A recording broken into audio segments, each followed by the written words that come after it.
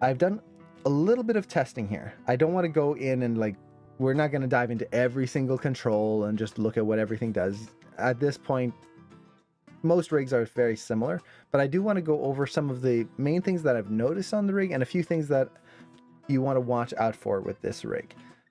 So the main thing, let's just kind of start off with the big topic. Who's this rig for? What are the best things that this rig does? Well, the best thing that this rig does is body mechanics. It is a powerful rig. I've done just a little pose testing, and the posing you can do with this is just next level. Like, I can take this limb here, I can move it over, and let's kind of bring it back a little bit. We have all sorts of bend bows. So these allow us to shape the legs however we want right here. So we can really push the shaping of the leg. But additionally, you have all of these extra controls. You can see this on the legs and on the arms right there. And essentially, this gives you a way to just exaggerate the amplitude and get all of these really cool twists and motions through there. Like, look at that. It's just weird. Really push this in all sorts of really cool ways. The ability to morph a pose and sculpt a pose is phenomenal. So I really like that. Anything that allows you to really refine a pose to be exactly what you want versus just being stick arms and legs, I always love. The design of the rig is really cool. I especially love the shoes.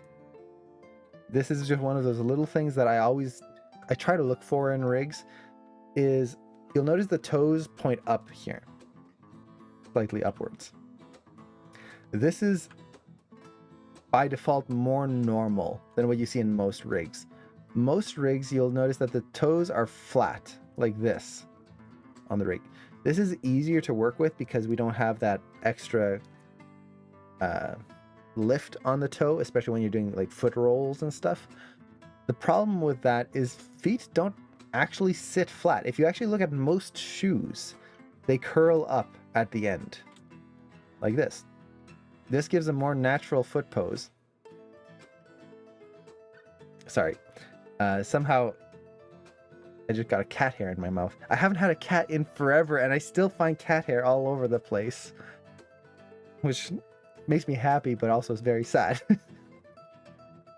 So I like the fact that the toes have this kind of little raise up here. It's just a little detail, but it's kind of cool. I also love just the detailing of the shoe. You've got all sorts of controls. Like, you can even control the little tongue of the shoe here, the shoe laces. Very nice. As you're animating the shoe or the foot, the way you typically control it is you have the main foot control right here that lets you move the foot, same as most other rigs. But then to get the foot roll, you have this extra little control right here that you can just slide right there, which is really cool. If you need to tilt the foot, you can just do this. So you can get this really nice organic rolling motion just with this motion. Sign, get a cat. I've been in cat withdrawal. It's terrible. I've never well, let me put it this way. I've always had a cat. Up until like the last few years, I grew up with cats. I always had a cat for pretty much my entire life. So not having a cat now is just like, it's weird. I want a cat so bad. Yeah, there's this foot control here. Really, really nice. I love that. It's just very intuitive. You also have all of these extra controls to rotate the foot exactly how you want and pivot it however you want, which is really nice. I believe, if I remember correctly, there is also, if I select this gear control, the foot control here, there is an extra control that you can turn on that allows you to change the pivot point. I could be misremembering that.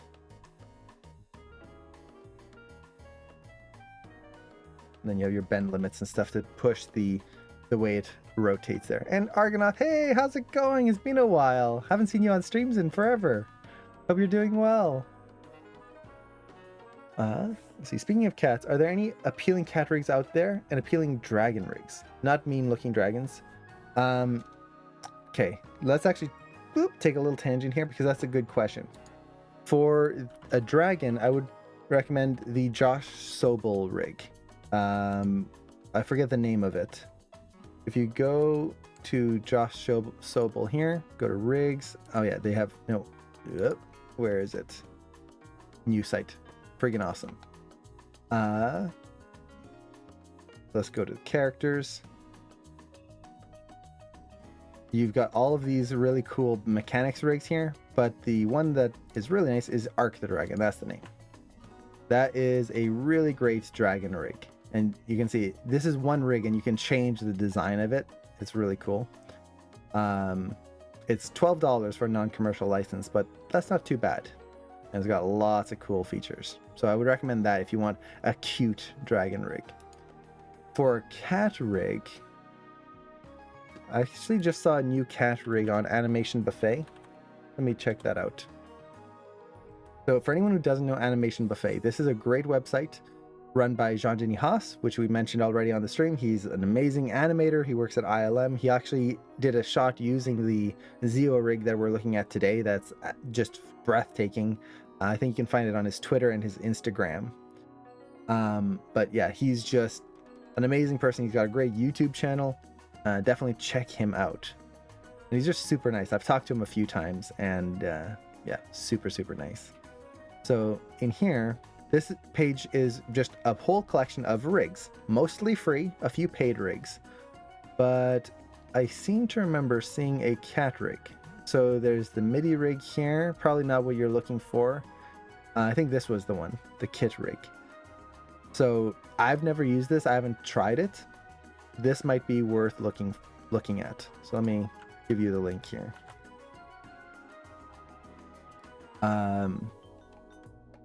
So yeah, you can take a look at those and there's Arc the Dragon. Haha. So yeah, hopefully that helps. Rigs are tricky, especially when you're looking for quadruped rigs. Those are tricky to find really good ones. If you're looking for a more realistic rig, what's the name of it?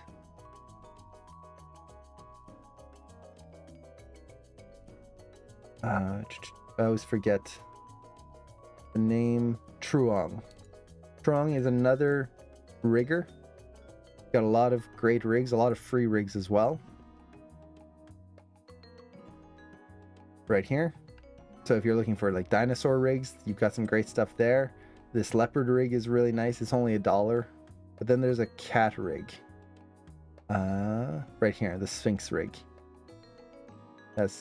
I've seen people do some good shots with that. I've never used it myself personally though. So if you're looking for more realistic rigs, check that out. Yeah, so hopefully that helps. Let me catch up, make sure I didn't miss anything in the chat here.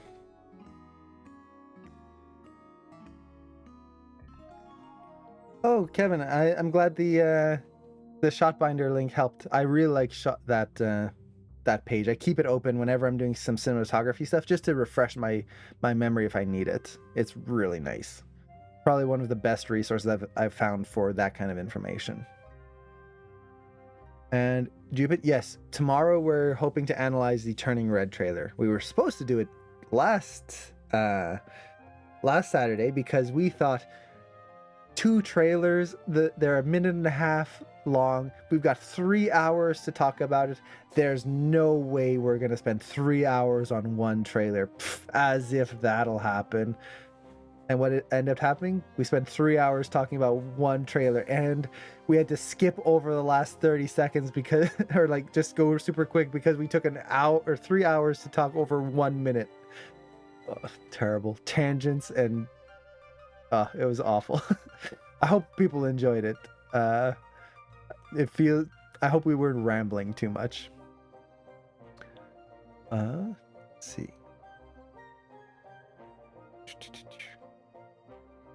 Okay, catch up. There's a whole bunch of links here. Nice. Everyone's got some rigs, information. Very nice. And Studio Binder puts out a nice YouTube video every week. Nice, yeah.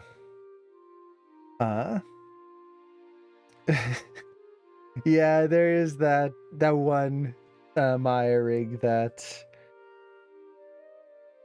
it's definitely interesting. Agadio. We'd have to find a use for it, I guess. The rambling's why we're here. Well, you're gonna get more of it because I can't stop myself. I will ramble and jump on tangents like there's no tomorrow. It's what I do. So jumping back to the rig now. The other features that I really like about this rig, we were talking about the controls.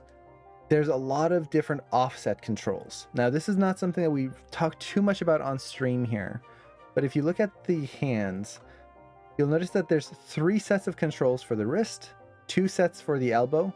The yellow one here is the bend bow, so that bends it. But this is actually a second one for the elbow, and then again 3 for the shoulder here. This is a really nice built-in feature. Essentially what these allow you to do is to separate the rotations onto separate controls. So instead of rotating all 3 axes here all together, I would rotate Z on this one, rotate Y on this one, and then maybe rotate X on this one, something like that. Why would I want to do that? Well, essentially it avoids gimbal lock. So anytime you would get gimbal lock on your shot, which is when the rotation axes that you're working with line up. I can actually show this here.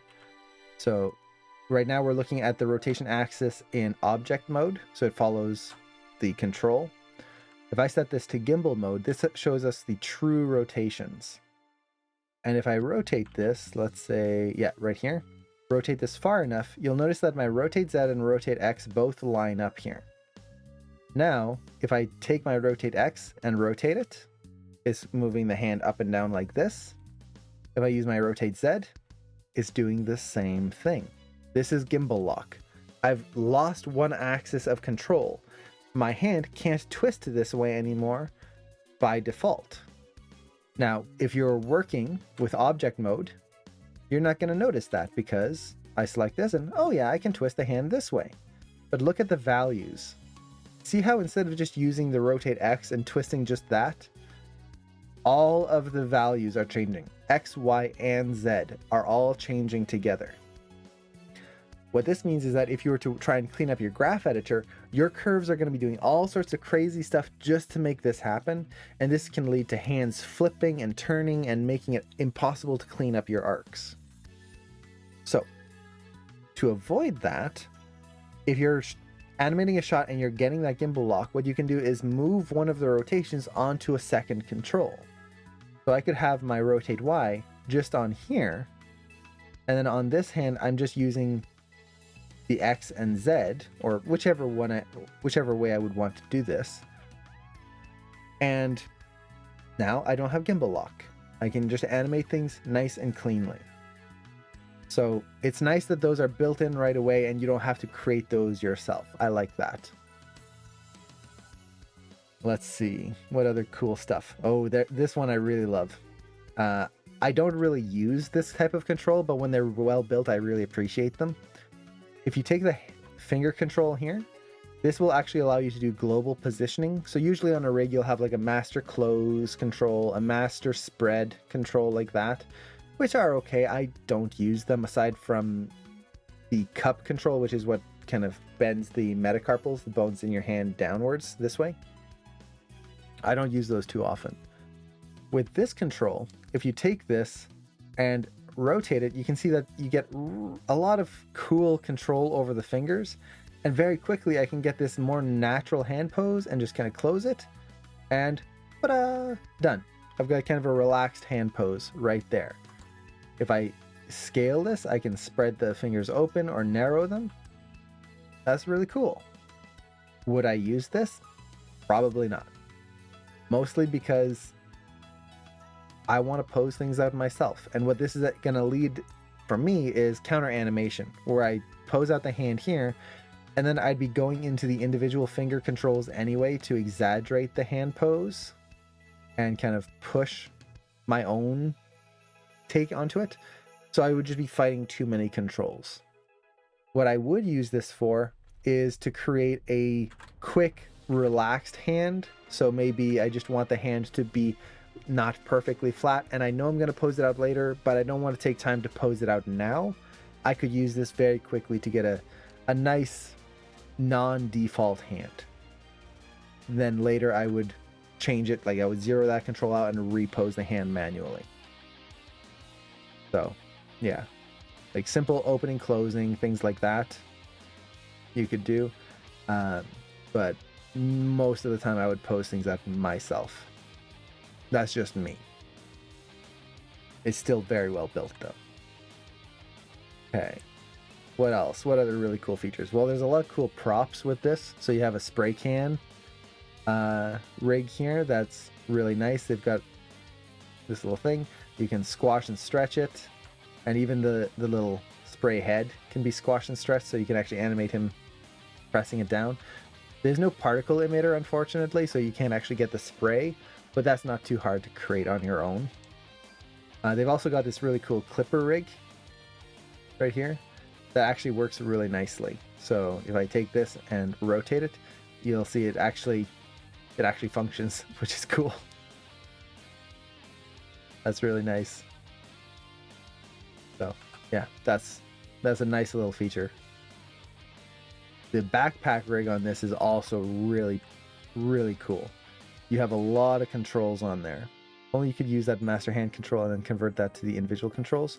Yeah, if you had like a master hand that you could pose out, just get it exactly where you want, and then transfer it over onto the fingers to kind of use as a quick build, that would be really cool. I would use that in a heartbeat, because then you can just get in there and then refine a few things. That would be awesome. I love that. More rigs need that. I've never seen a rig that has that. It would essentially be like an FKIK snap, and honestly it wouldn't be too hard. Yeah, it shouldn't be too hard to set up, because all you'd have to do is calculate the joint rotations and then transfer them over. Yeah.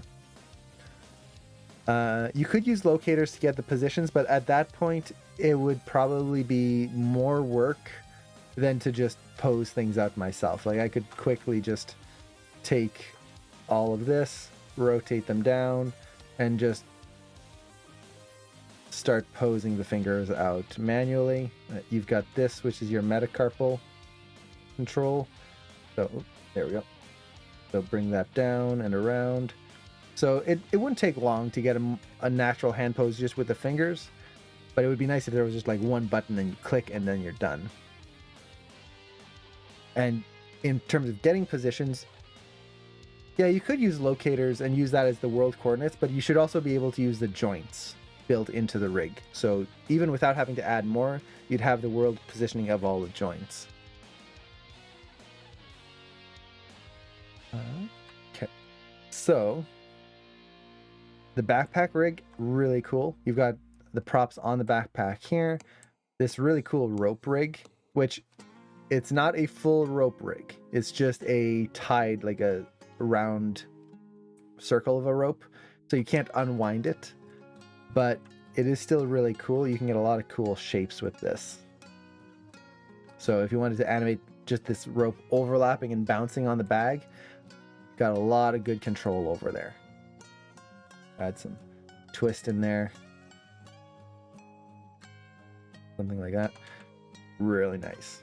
So the level of detail that you can put into this is fantastic. Like look at, you've even got the strap here that you can animate. This rig has a lot of polish potential, which I really love. You can animate the straps themselves. So that's really nice. Actually have the motion happening and stretching. Bounce the backpack up and down, and you can see the straps are actually holding onto the shoulders. Really powerful stuff. Okay. What other things do I really like about this rig? You've got some nice cloth controls. So on the base here, you can actually animate the jacket a little bit, which is really nice. So that get that little nice overlap as he's jumping around. The pant legs have the same thing, where you can actually animate the socks, or not the socks, the rolled up pants, and I believe the socks here, which is really cool. So lots of polish potential. Now, there are a few things as I was exploring this rig that kind of stood out to me. Not necessarily bad things, but things to watch out for. Especially if you're new to animation and you first open this rig and you're trying to get things working. So, one of the biggest ones, and probably the biggest one for me, is the way you move the character around, which normally is the cog here. So you select the cog and move that. When you do that, you'll notice that the feet slide around with the character. Essentially, it's moving the character as if I'm moving the layout or root control here and moving the character as a whole. Okay, that's not necessarily a bad thing, but if you're not careful, you might go, okay, well, how do I move the character? I'll use the IK controls. So I'll use the hip control to move the hips forward, and I'll use the chest control to move the chest forward. And you get this. Nope. Let's move all three controls. Move them forward. Nope. You can see all that distortion happening right in there. How do you move the character forward without having the feet move forward? How would I actually animate a walk with this character that's actually moving in space? Well, essentially, it's just take your foot control and switch what the follow is set to. By default, when I downloaded this rig and opened it, it was set to follow the cog. Usually IK controls, especially the feet, should be set to follow the world. If I do this, switch to world mode, and then move this, there you go.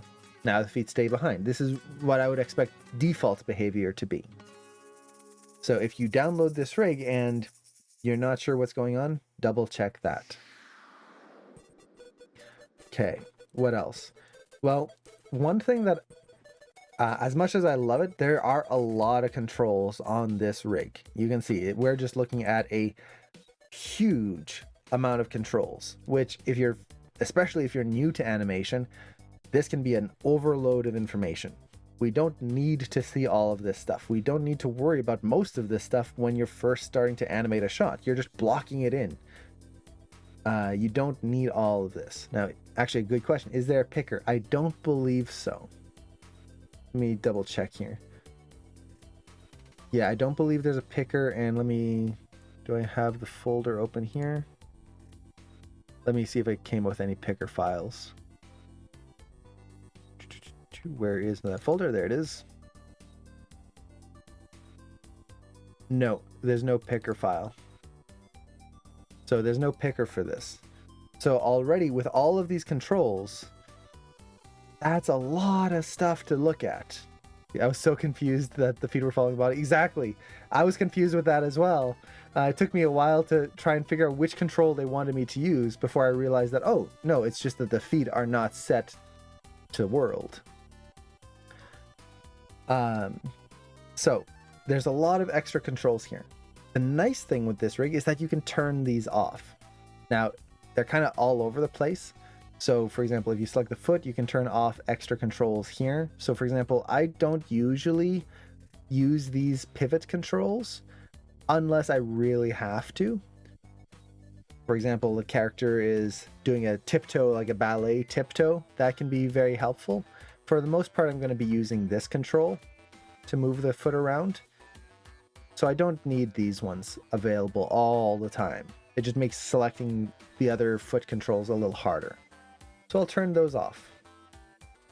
What else can we turn off? Well, if you look at the gear icons here, this is where you will turn off a lot of things as well as have your FK IK switches.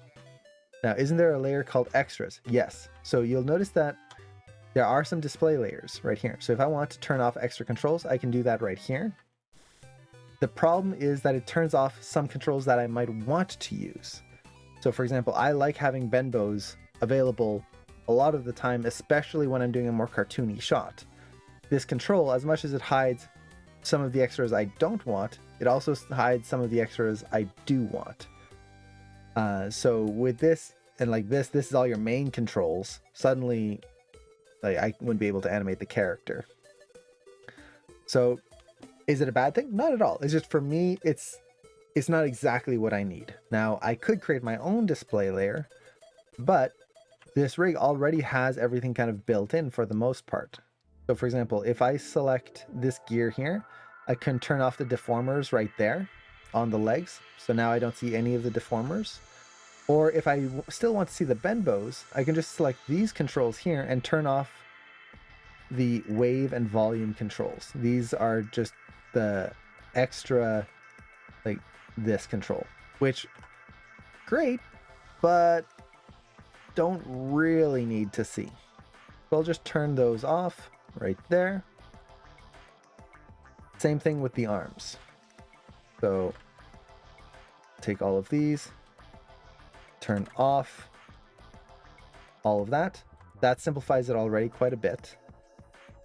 For the arms, elbows, and shoulders, you'll notice that, like I said, we have these extra controls that we can use to animate if we start getting gimbal lock. Very great. They add a lot of flexibility to the way we can approach these. But you don't always need them. You really don't. So turn that off right there. Extra controls, extra controls, extra controls. There we go. Suddenly, that makes things a lot easier on the eyes, for the arms especially. So we got that. What else do we have? Well, I believe there was a control.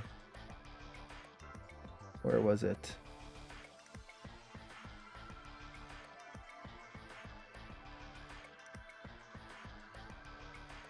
I believe there was a control for the backpack, but we'll find that as we go.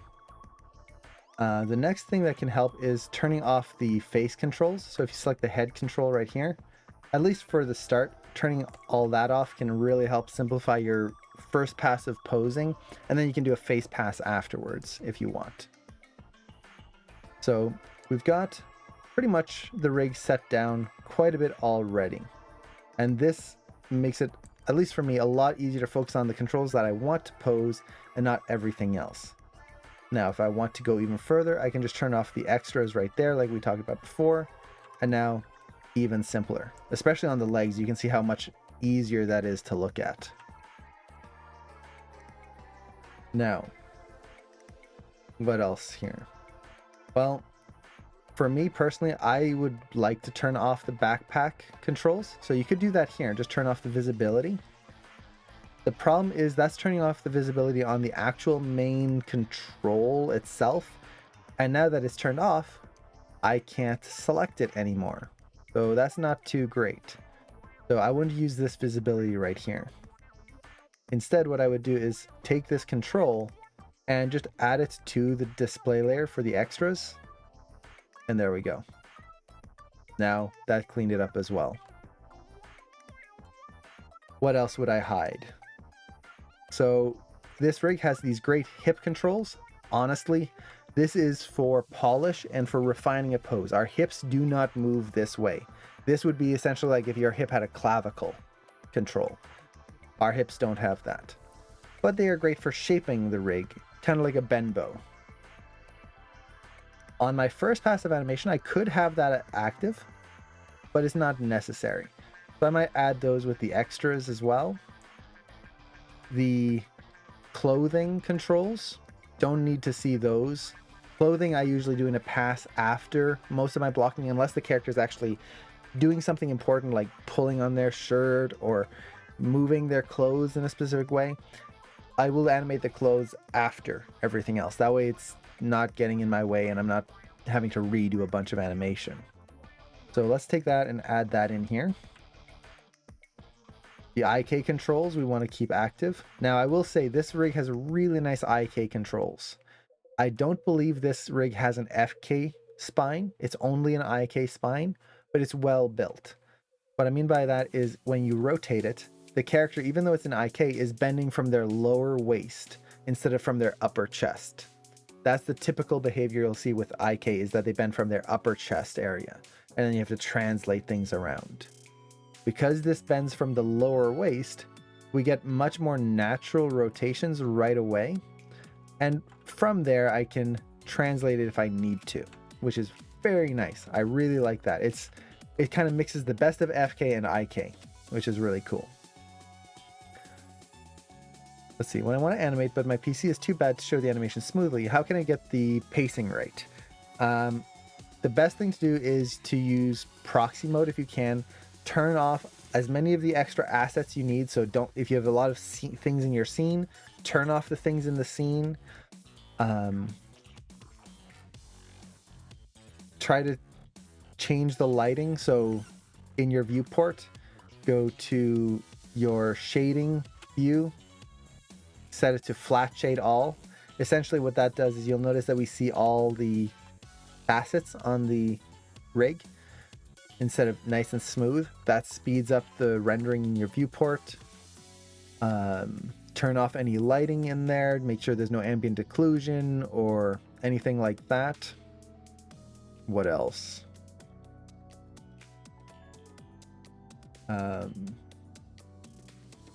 If you don't have a proxy mode, you could create a proxy mode for the rig. Essentially just take basic polygon cylinders and cubes, constrain them to the controls of the character, and then you can hide the actual rig geometry and only have the very simple geometry. It's not going to show you the polish of the shot, but it'll show you the timing of the shot a little bit better.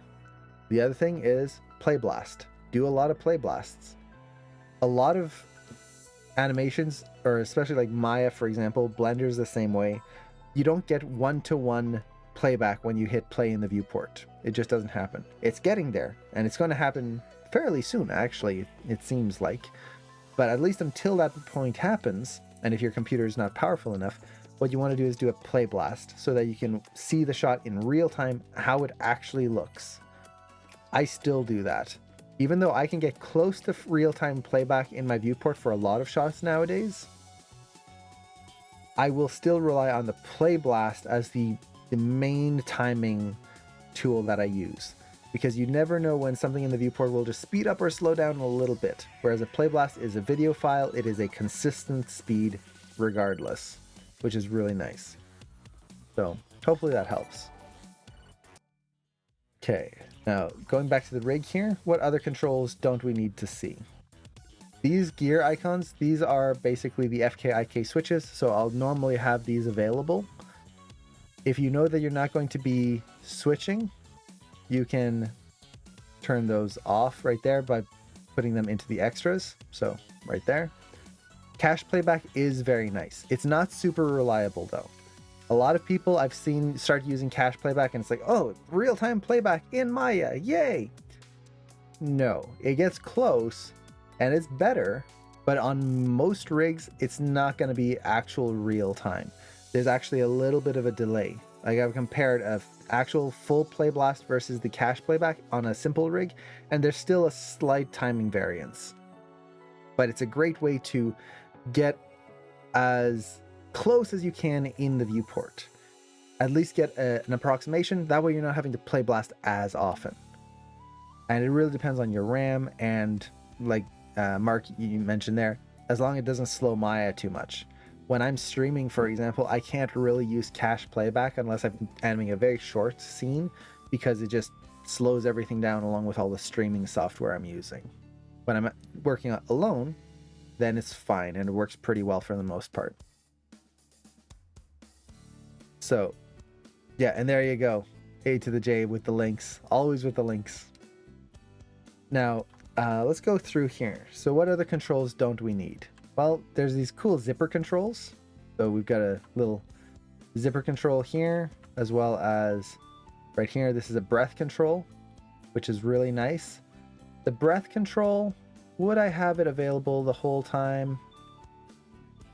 Probably not. I would probably do a breath pass, unless the whole shot, like the whole point of the shot is this big exaggerated breath, I would probably hide the breath control when I'm doing my first pass. So let's add that in there. We've got a chest offset control. This will allow you to offset the pivot point of the chest. Don't really need to see that unless I'm planning on doing a big change. Now the problem here is if I add this, I have a feeling, yeah, it'll hide all the arm stuff. So we're gonna have to keep that visible. We have the clavicle controls, definitely need those. Now this rig has a really cool feature that has, if you select the shoulder here, there are auto clavicles, which essentially what these will do is make it so that as you rotate the arm, the clavicle goes up and down with it. So for example, as I go up here, you'll reach a point and then the clavicle goes up with the arm. I would never use this. That is relying too much on a connection between in Maya that is just going to do what it wants. Clavicles have a lot more control than just this automatic connection. My arms can stay down by my side and I can shrug upwards. I can raise my arm up, but then try to lower my clavicle here and flatten this out right there, or raise it up higher. There is no one-to-one relationship here. Now, you could use it as a quick blocking tool, but for me, it's not that much harder just to go there and then there. Done. So yeah, I wouldn't personally use that auto clavicle. Now we have this other control here. This is the shoulder rotation. This lets you kind of push just the shoulder itself. Great posing tool. It gives you a lot of access to like get the seam of the shirt exactly where you want it, but not something we need to see on our first pass especially. So let's hide that. And for anyone who's curious, the way I'm hiding these is I'm just adding them to the extra layer control that's already built into this rig. Or sorry, display layers. Okay. Finger controls here.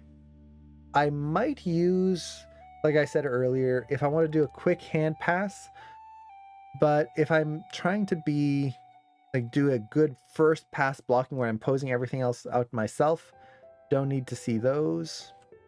Actually, let's go back to the feet. We definitely don't need to see all the laces and everything.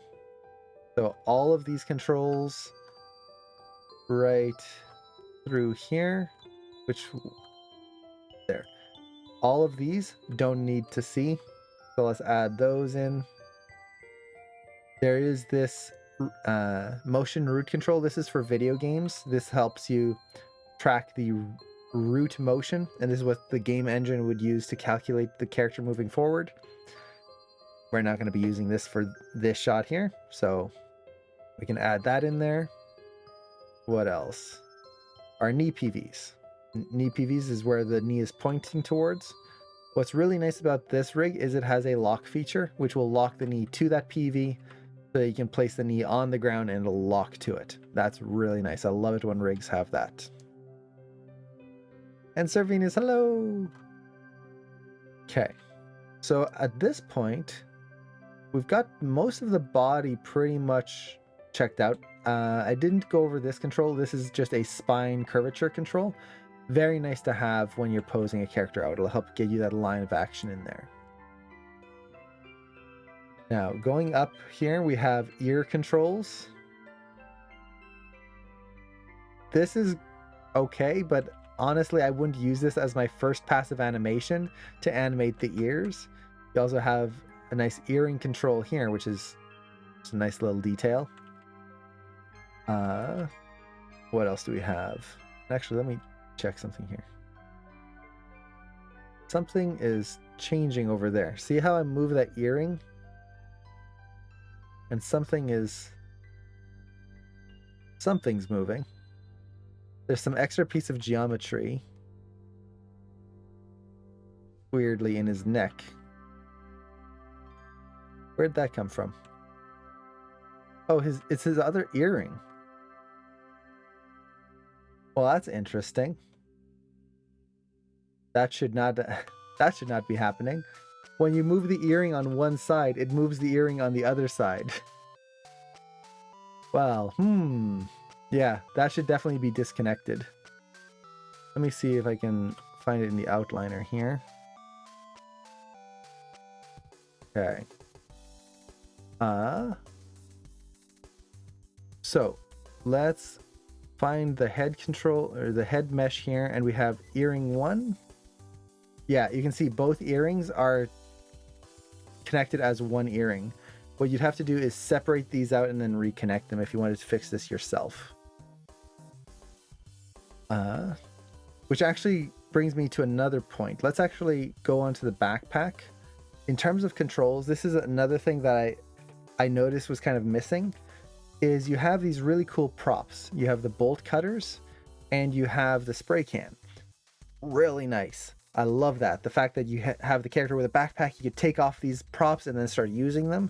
That's really cool. There's a lot of cool ideas that I was just thinking of, like looking at this rig, of taking off the backpack, dropping it, pulling out the bolt cutters and like cutting through a fence or something like that.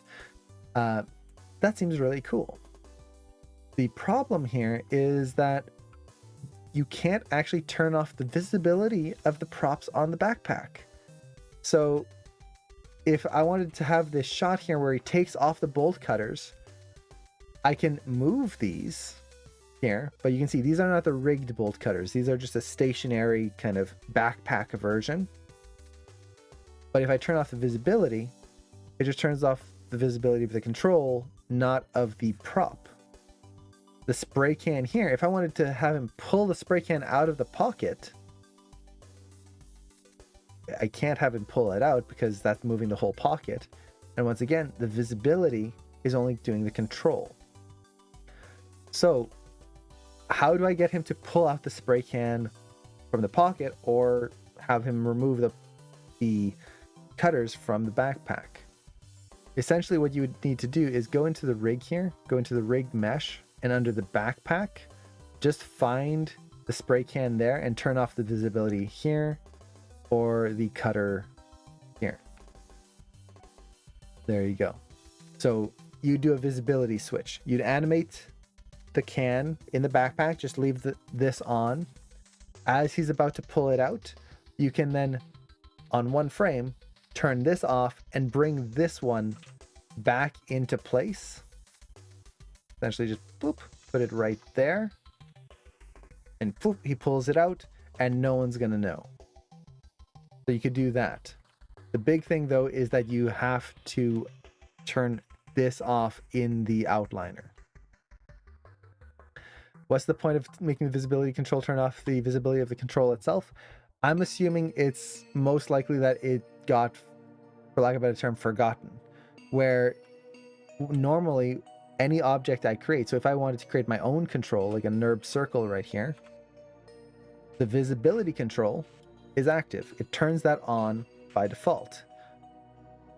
When you're rigging something, typically what you want to do is turn that off. So I would do is take that visibility control, right click, and I would lock and hide selected.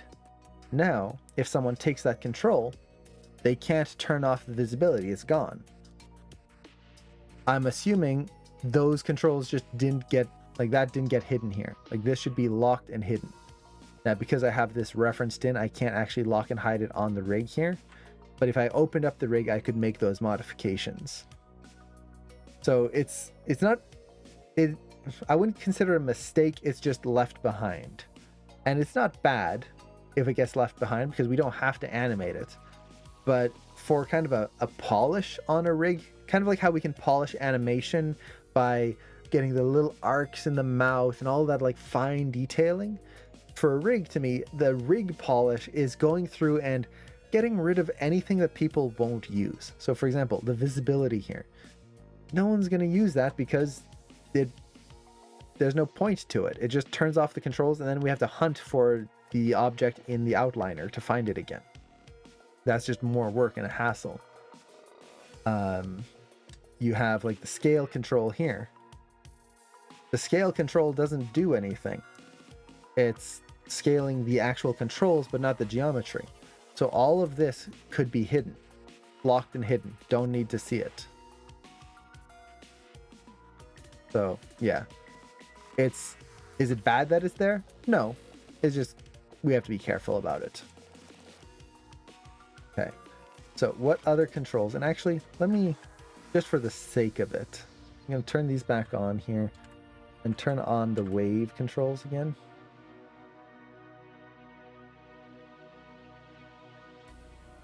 I want to compare. Okay. And let's turn on the extra controls here. So normally I would turn these off on these controls. That's just the way I prefer to do it. But I want to have a good comparison before and after. So let's turn these back on here. And now, like all my arm controls.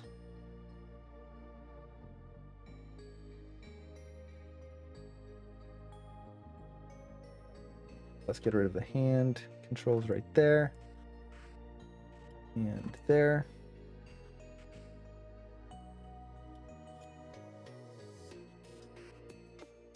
Okay. So I don't want to have, oh, actually, see, yeah, this is, again, display layers are really nice. I love display layers. But notice how when I select this arm control right here, if I add it to the layer, it hides everything, all the arm controls down. So this is where turning the controls off on here, using the extra controls there, is going to be more helpful. Let me turn those back off there. Now I can turn those off without affecting the other controls down the line. Okay. What other controls can we check here? So the ear controls, we don't need to see. That earring control doesn't even really work, so don't need to see that. We couldn't animate it without it affecting the other ear. We have hood controls. The hood control is going to be great. We can add a little bounce and overlap on the hood. That's really cool. I love that. Even here, you can move that. And another thing I love about this rig is that if you select the head control, you can actually animate the hood on. So you can actually have the hood up on here and move it around like so, which is really cool. Now, how would you animate the transition? You'd have to do it manually. So you just have to have him pull the hood back here, kind of shape this around. So he's pulling it, and then you would do a switch where you deform this enough so it's further back, and then over one frame, it comes down and you animate a little overlap. This might seem like a kind of technical pain, and it is, but this is also the same way that they animated the mask in Into the Spider-Verse. There were extra controls and stuff, but essentially it's just a switch where they have the mask that's like on the face, they start to pull it, and then it just a visibility switch, they move it fast enough and it switches to the like off version, and that's it. So this is kind of a normal way of approaching it. It really, the big thing is how many controls do you have for it, and how much polish can you put into there.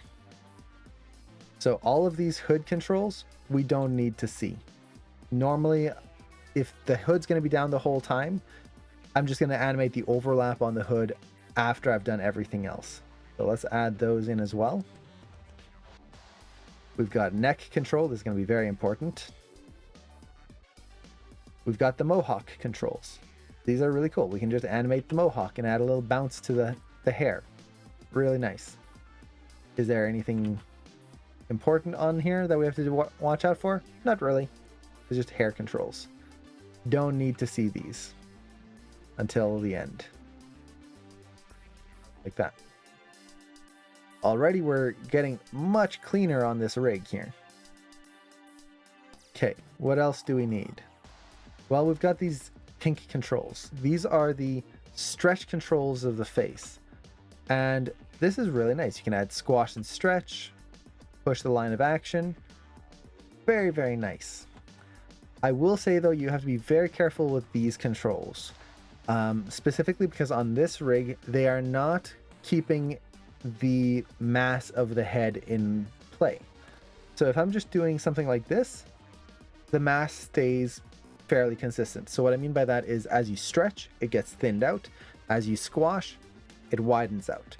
The mass of the head, the amount of material in the head stays consistent. The problem is that as soon as you start going off to the side, you notice that the head is just getting thinner and thinner and thinner. And when you do this, you can start to get some really weird results where that head is not what it should have been. It's definitely interesting. You can get some really exaggerated like smears in there, but be very careful how you push these controls. You can very easily start distorting the head in a way that is just unrealistic, and specifically it'll just kill the realism of the scene because it's shrinking for no reason. Even if a character was like smacked in the side of the head and you want to deform the head, so let's say hit in the face by a soccer ball or something like that, the head would not shrink down like this. This side would impact, but this side would retain the same mass or get pushed out as well. It's not going to shrink like this. So you have to be very careful how you use that. It can seem cool, but it could also just destroy your whole shot. The way I would typically use these is mostly just this. Because of the way the rig loses mass when you start translating and rotating them, I would be very leery about doing anything too major. Like usually I like to add a little boop, a little side to the face to add to the line of action. I feel it tends to give a nice flow. But even just doing this very slightly, you can see that the head is narrower than it used to be. And can you scale them? No. So there's no scale. And Sleep Deprived, thank you so much for the sub. I really appreciate that. Also, hello, hope you're doing well. I love that song. So yeah, you can see there's no scale attributes. These have been locked. So locked and hidden, like we were talking about earlier. So is it a bad thing? No. You just have to be very, very careful. So if I'm going to push it over, I'd probably squash it down as well to bring some of that mass back into place there. So again, bring this over, squash it so that we start to feel some of that mass come back in. But even then, it's like the character is starting to feel off model. So take these. If we're not going to be using them too much, don't need to see them for the start here. Okay, so all of a sudden our rig is not that complicated. The jaw control here, we could technically hide, but a quick jaw pass or just keeping this available, not a bad thing to have, so I'll keep that available there. Head, definitely will want to move this around. So our rig went from this nightmare of which controls do I use for what and where and how to this. Much easier. That is a lot easier to look at and a lot easier to pose out and move. If I ever need an extra control or need to do an extra pass on something, I can bring those in there. So hiding controls, very, very useful, especially when you're dealing with a complex rig like this. So overall on this rig, very, very nice. I love it. The body mechanics aspects of this are top notch. Really, truly beautiful body mechanics. Like we talked a little negatives about the visibility of props and whatnot. That's not a big deal, especially if you know a little bit of like Maya. I can essentially go through and let's say I want to be able to turn off the cutter and the spray can a little bit more easily. Well, all I need to do is I'm going to create a NURB circle. I'm just going to place this on the ground here, and I'm going to call this, let's call it extra viz for visibility. Now, with this control, I'm just going to freeze the transformations. That way it's all zeroed out. And then I'm not going to translate it or anything like that. It's going to stay where it is. So I can take all of these, right click, lock and hide selected. Boop, right there. Now, I'm going to take this, I'm going to add a new attribute of my own. So I'm going to select it, go to modify, and I'm going to go to add attribute. And let's call this can visibility, can viz. And it's going to be a Boolean. A Boolean is an on-off switch, basically on or off, which is what a visibility toggle is. We'll add that, and then we'll do a cutter visibility as well. Add that. Now you have on-off switches right there. Now what I need to do is just connect those to the visibility controls here. The visibility on-off right there. To do that, I'm going to go to Window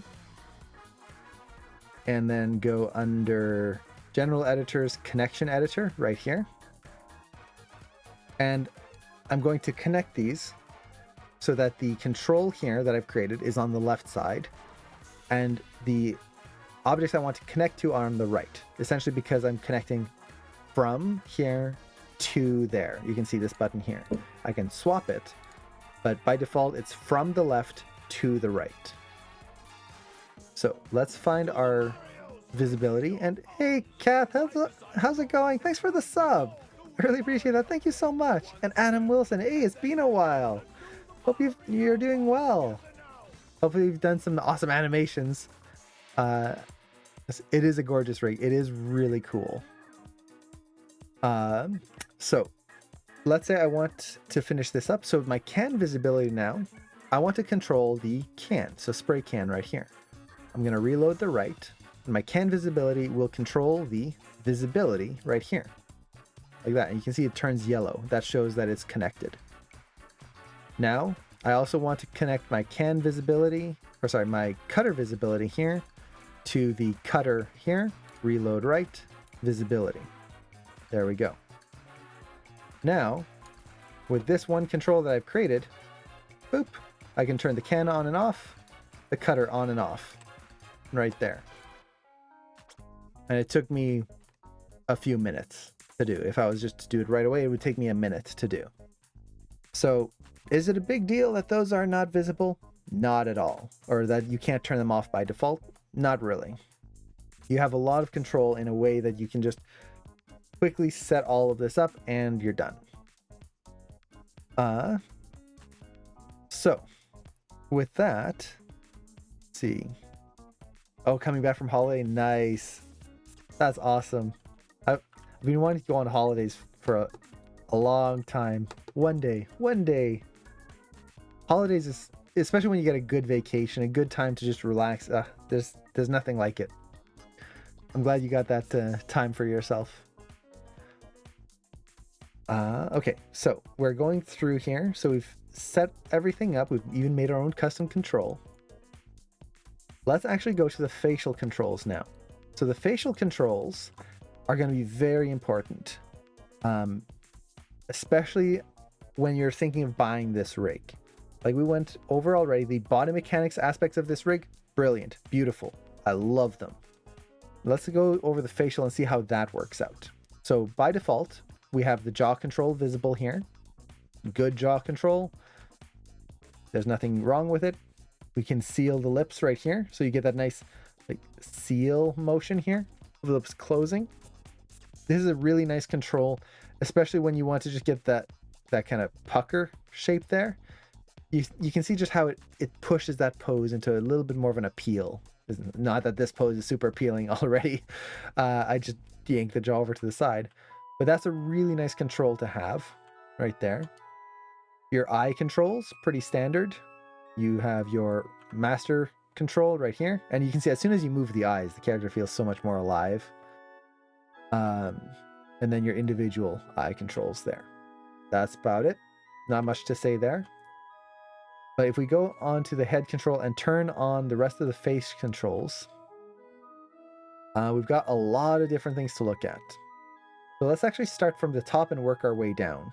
So we'll start with the brows. The brows are honestly, let me put it this way, I was disappointed when I saw the brows. The brow controls, usually when you're animating brows, you have 4 controls. You have the master control that controls the brow up and down completely, so the entire brow, one side up and down. And then you usually have 3, maybe 4 polish controls that allow you to control the inner brow, middle brow, outer brow, and sometimes an extra one for even more polish. This brow has 1 control, and it does the entire thing. You can see, I push it down, it shapes it, go up, it kind of pulls it up, and I can kind of go in and out a little bit to like get a little bit more scowl or relax it a little bit, but that's it. That to me is very limiting. If I'm trying to do a really highly detailed facial animation shot, you can get some good poses with this. And if you've seen Jean Denis' shot where he animated this character, he did an amazing job. It's so appealing. But it is limited. So that to me feels like it could have been pushed a little bit more. Is it bad the way it is? No, it's honestly, it's nice and simple because we only have 1 control instead of 4 or 5 controls that we have to deal with. But you'll have to be a little bit more creative in getting the shapes you want.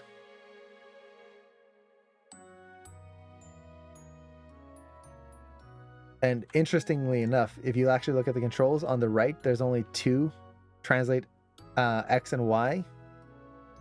And then the left one has all the other attributes on, they just don't do anything. So if you rotate this, it doesn't do anything. So these would have to be locked there, but not a big deal as long as you just do that. Okay, so going down, let's actually go to the nose. The nose is pretty good. You've got this main control. You wouldn't want to use this as your main nose control because the top of the nose is bone and cartilage. The only part of the nose that bends is your nostrils and the very tip. That's the flexible part of the nose. Now, if you're doing a really cartoony shot, yeah, you can definitely do that. That's not a problem. The problem here, though, is that as you animate the nose, there's no way to actually move it properly from side to side. So I can rotate it like this. That's good. When you do this, you get that rotation, that angle change of your nostrils. That's really nice. But if I translate it, notice how the middle part of the nose right here doesn't move. That's not right.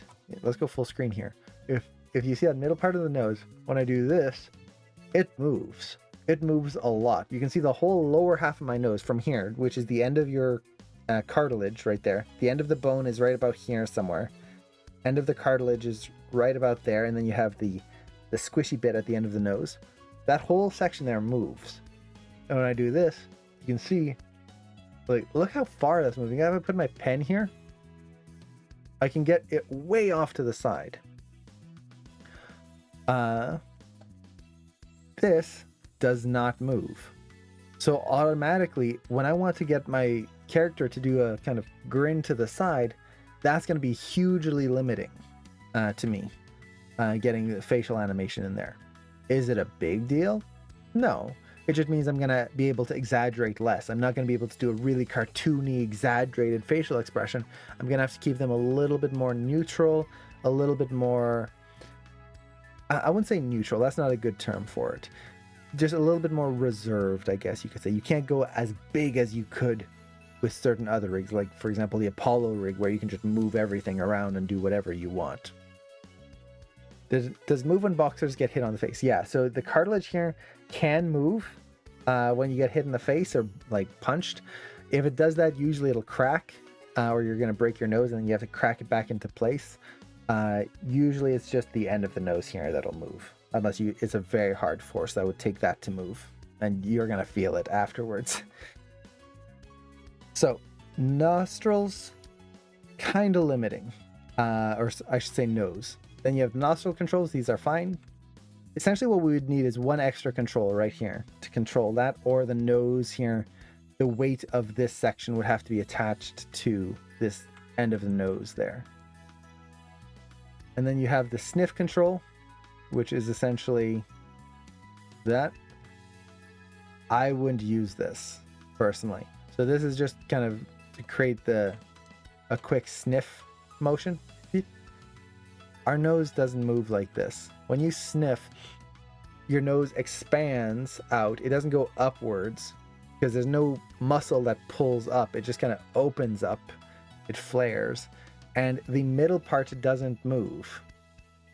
It's the nostrils themselves. The middle does not change shape. So I would not use these controls right here. Let's actually get rid of them. I'm going to add those to the layer right there. Don't need to see them. So that's pretty good there. Going to the eye shapes. And yes, Wasabi, clear this rig is for game development. I would kind of agree. This rig feels like it was made for a game design style, which is not a bad thing. When you have video games, especially for game engines, you don't usually have a lot of facial controls. So if you're going to animate this for a video game style animation, perfect. You don't need any more. If you're going to buy this rig and you're hoping to get like really cool facial acting, you might be disappointed. The facial acting capabilities of this are not as high as some of the other rigs, even some of the free rigs I've used. Is that necessarily a bad thing? No, not at all. Just something to be aware of when if you're deciding to buy this rig. If you're going to do this and you want to have a shot where it's a close-up of the character and it's a cool dialogue shot, this might not be the rig for it. If you want to do a cool mechanic shot with some good facial acting, but it's from a distance, so doing something like this, great, go for it. It's going to be awesome. So let's see. How do both the controls move out when you pull on the Z-axis? It's essentially they're mirrored. So this is actually something very important with rigs, is when you move something, let's say the arms, this is the behavior you expect to see from rigs typically. If I select both shoulder controls and then rotate them, you would think that if I'm rotating it clockwise, both arms should rotate clockwise. No, they don't. One goes up, the other goes up. That's good. You get that flapping motion. This is the behavior we want to see with rigs. And this is because the manipulator is set to object mode and the objects have been set up correctly. What we don't want to see with rigs is if I select the arm controls and I rotate them and I do this. That is annoying. Very, very annoying. So in this case, I set it to world. All I have to do is set it to object mode and it's fixed. But if it's in object mode and it's still doing that, that gets very, very tiring when you're animating. Same thing with translations. If I translate the nostrils here, for example, which attribute is it? Okay. And I set it to world mode, you'll see they both move together. If I set it to object mode, now they go opposite. That's good. That's what we want to see with rigs. If I was set it to object mode and both move together, that's very limiting, because if I want to create like a sniff where the sniffs outwards, I would then have to select one, move it, select the other, move it. That's very slow and very tedious. Okay, let's go to the eyes. The eyes are going to be whenever I look at a rig, especially when I want to do facial acting on a character, I really look at the eye controls. That's going to be very important on getting as much as you can out of the character and make them feel alive. Now, with this character, this is a very unique eye setup. I've actually not really seen many rigs that have eyes set up in this way. So the main eye controls you have around the eye itself, these are your shaper controls. These allow you to shape the eye and essentially just make a better eye shape. We talked about this during the Encanto review that we did, the trailer review, about how you don't want to leave eyes at their default shape. Default eye shapes are usually on rigs not appealing. They really just aren't. They're shaped in this way so that it can be easy to rig and you just get all the controls set up correctly.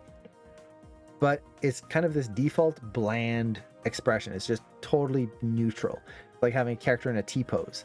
Is that a natural pose? No. Once we start animating, we want to pose out the character. Same thing with the eyes. Same thing with the mouth too. So with the eyes here, we have these shaper controls that allow us to shape this and get something just a little bit more dynamic out of the eyes, which I really like. Now, normally when you're also doing eyes, I like to bring the eyes in ever so slightly. It makes the characters feel a little bit more alive.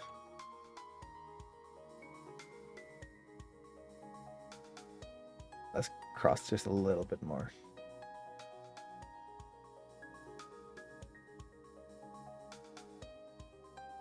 So something like that can help make the character a little less kind of like they're looking into oblivion. So we can shape the eyes. Really nice. But that's all these are. These are shaper controls. To actually move the eye and blink, you have to start going into this kind of series of controls here. So we have the box here. This just moves all of the controls. Well, that's kind of nice to have. You have these two sliders, the green ones. The first one here is the actual blink control. So this will actually move the blink up and down. The second one is the position of the blink. So you can actually have it go a little lower, a little higher, all of that. You'll notice that the eye starts to clip through a little bit, which is kind of a pain. But you have that for the blink. I'm personally not a huge fan of that. I like to have individual control on the top lid and bottom lid, just in case. And like for extreme scenario, for example, if you push your eyelid like this, or you're rubbing your eye, you have a character that's waking up in the morning and they're rubbing their eye. It's nice to be able to shape and position each eyelid individually versus just having a global blink. The other problem with this is that it's limited, where I can't drag this up past a certain point. So if I want to scale up the eyes and really have them pop and be like super afraid, I can only go as far as that, and then the rest I would have to shape the eye instead of just pushing the eyelid as a whole upwards. Is that a big deal? Not necessarily. It's just different workflow. Okay. So those are our two blink controls right there. You have the iris control here. This will basically control the positioning of the actual eyeball as well as the scale of the eye. So this is another really nice control because it allows you to, if you want a character to feel scared just for one frame, you can scale up the eyes quite a bit here and really make them big before they kind of go back down. That's kind of cool. I wouldn't use that kind of a day-to-day kind of motion, but for extreme moments, that's nice to have. And then you have the iris control, which allows you to control the eye individually this way, which I personally probably wouldn't use. I would just use the main eye controls here. But you can also change the pupil size right there, which is nice. So that's essentially all I would use that for, is the pupil size. Oop, like that. So eyes, fairly limited in the controls, and specifically in the blink sense. Is that a bad thing? Not really, because we do have the shaper controls here. So worst case scenario, if I really needed to get a specific like shape and have him like push on his eye or something like that, I can get away with quite a bit here, but it is still kind of limited.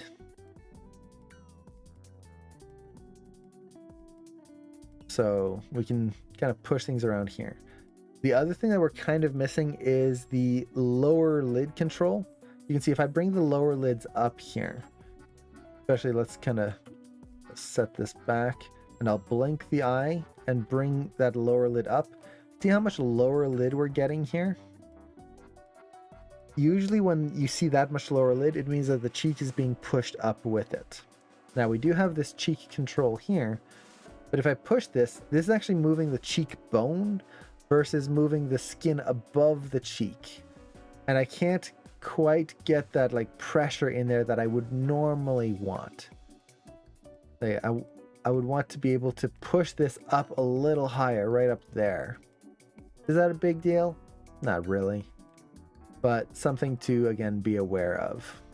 And also, as the blink happens, there's this little white space there that I'm not a fan of.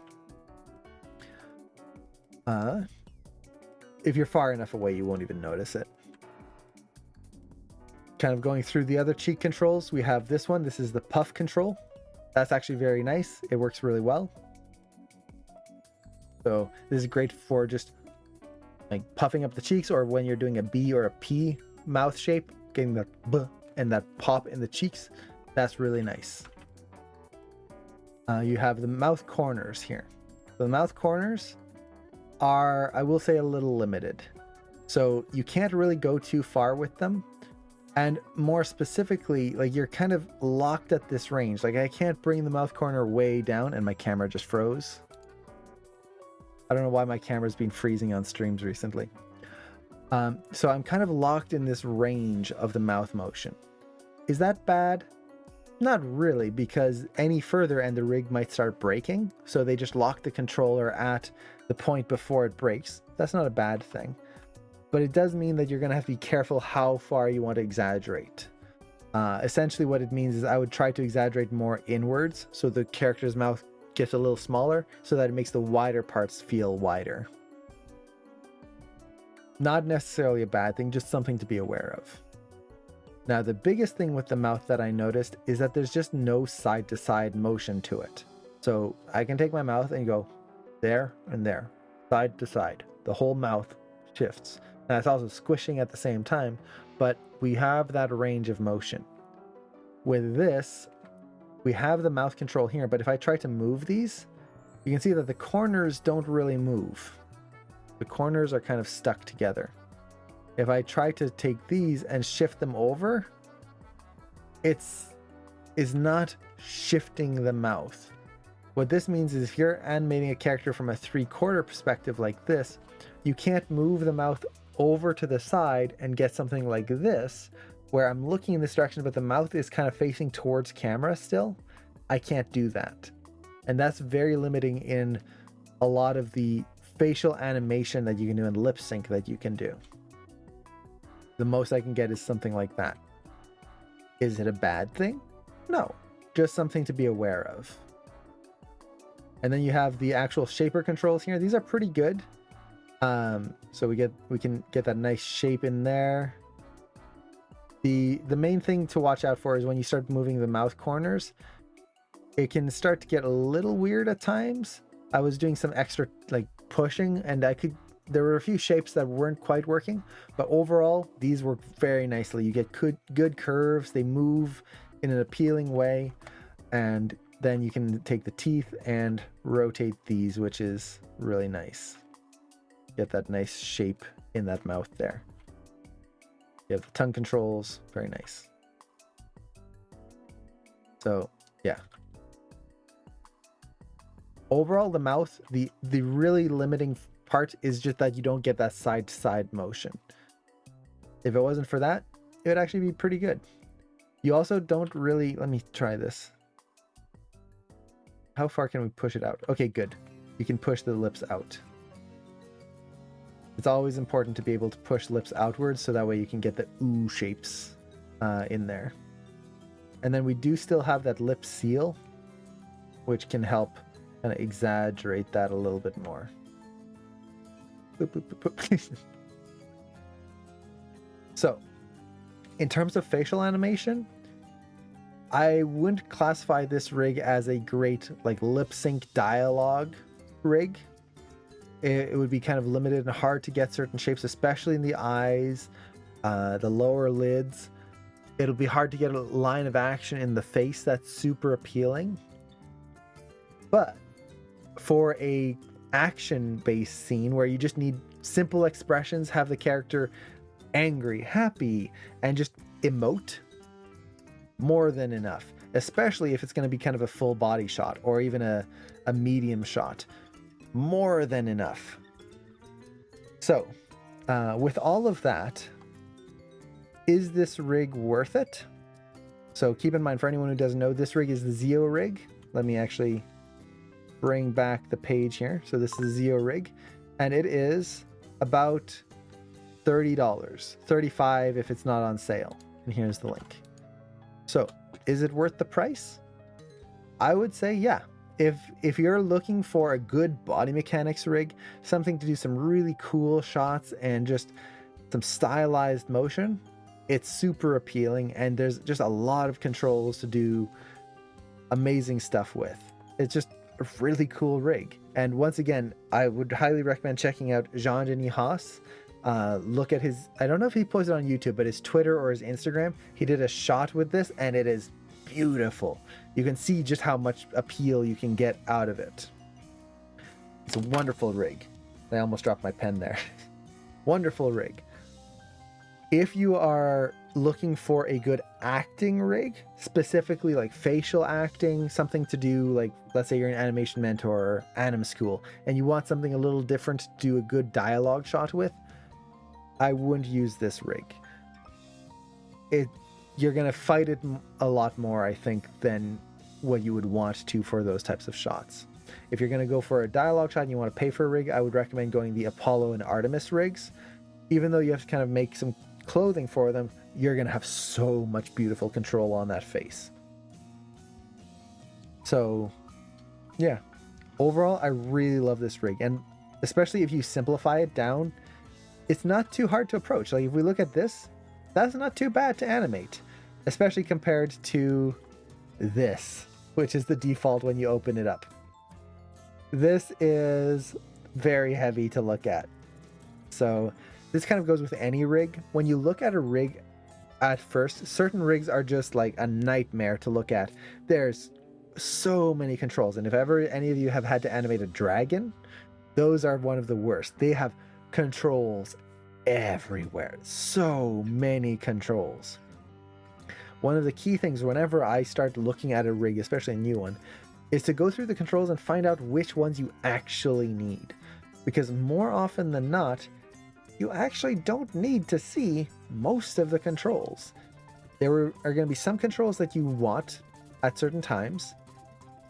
And then aside from that, everything else can just get hidden away. So in this case, oop, hide the facial controls, oop, there, done. Even the jaw control, technically I could hide if I wanted to. There we go, even simpler. That's all I'd need for a good first pass of animation. Oh, awesome. David, you found the link. Yeah, so let's actually open it up here. See. So just to show the quality of animation, that's not the right page. This is the right page. Okay. The quality of animation that you can get out of this.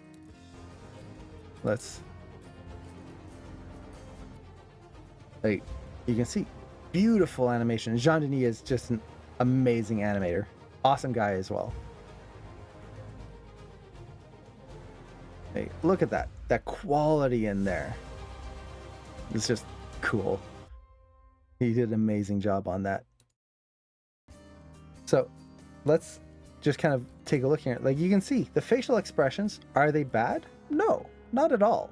Especially like right there. That's a nice appealing face there. There was the other face right after this moment here. Right here. Like that's a really nice appealing facial pose. But you can see some of the limitations. You can see how like you're not getting that sneer as much as you could get it right there. That facial polish. It's just not quite there. Once again, for an acting shot or an action shot like this, you don't need it. So this is one of those things where as you look at rigs, not every rig is meant for every situation. Certain rigs are made for action. Certain rigs are made for gaming. Certain rigs are made for acting. And it's not a bad thing that rigs can't do everything all at the same time. If they could, they would be worth a lot more.